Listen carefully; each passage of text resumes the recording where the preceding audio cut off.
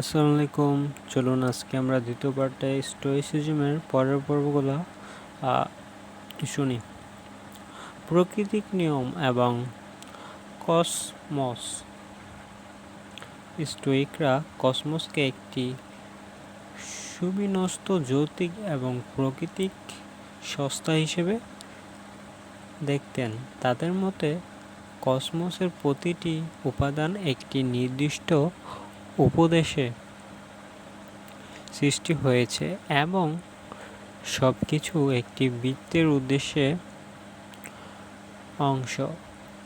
এই বৃহত্তর উদ্দেশ্য বা প্রাকৃতিক নিয়মের সাথে মিল রেখে কাজ করাই মানুষের প্রাকৃতিক কর্তব্য।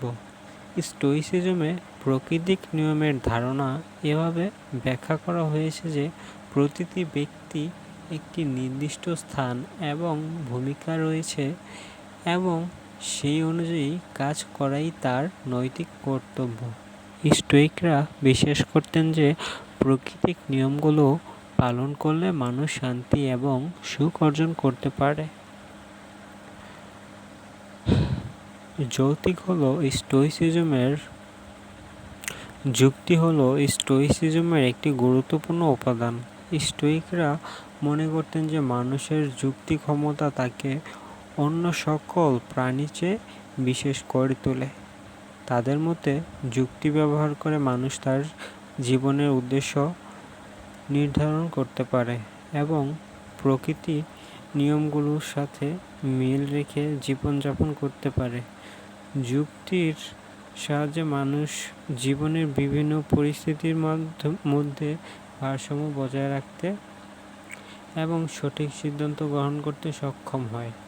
স্টোইকরা মনে করতেন যে আবেগগুলি নিয়ন্ত্রণ রাখার জন্য যুক্তি অত্যন্ত গুরুত্বপূর্ণ। তারা বলতেন যে আবেগগুলি অনেক সময় আমাদের বিভ্রান্ত করে এবং ভুল পথে নিয়ে যায়, তাই যুক্তির মাধ্যমে আবেগগুলোকে নিয়ন্ত্রণ করতে হবে। সহনশীল ও আত্মসংযম। স্টোইসিজমের আরেকটি প্রধান উপাদান হল সৃজনশীলতা এবং আত্মসংযম। স্টোইকরা বিশ্বাস করতেন যে জীবনের প্রতিকূলতা ও কষ্টকে সহ্য করার ক্ষমতা অর্জন করা উচিত।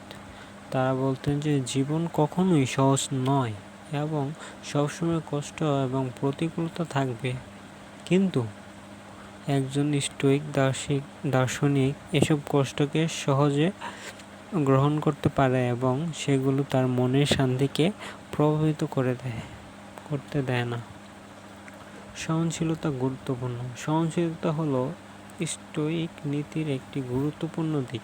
স্টোইকরা মনে করতেন যে জীবনের প্রতিকূলতা এবং কষ্ট সহ্য করতে শিখতে হবে। তাদের মতে কষ্ট এবং প্রতিকূলতা আমাদের মানসিক শক্তি এবং ধৈর্যের পরীক্ষা নেয়। তাই একজন স্টোইক দার্শনিক সবসময় প্রতিকূলতার সামনে অবিচল থাকে এবং তার মনের শান্তি বজায় রাখে।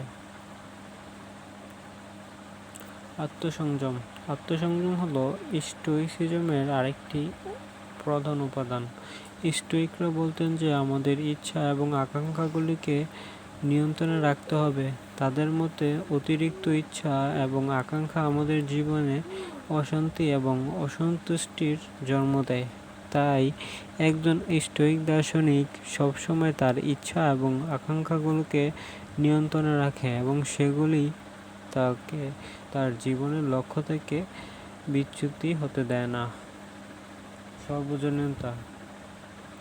স্টোইসিজমে সর্বজনীনতা একটি গুরুত্বপূর্ণ ধারণা। স্টোইকরা বিশ্বাস করতেন যে সমস্ত মানুষ একটি বৃত্তের সম্প্রদায়ের অংশ এবং সবাইকে সমানভাবে বিবেচনা করা উচিত। তারা বলতেন যে সমস্ত মানুষ একে অপরের প্রতি দায়বদ্ধ এবং সকলের কল্যাণে কাজ করা উচিত। মানব সম্প্রদায়ের ধারণা।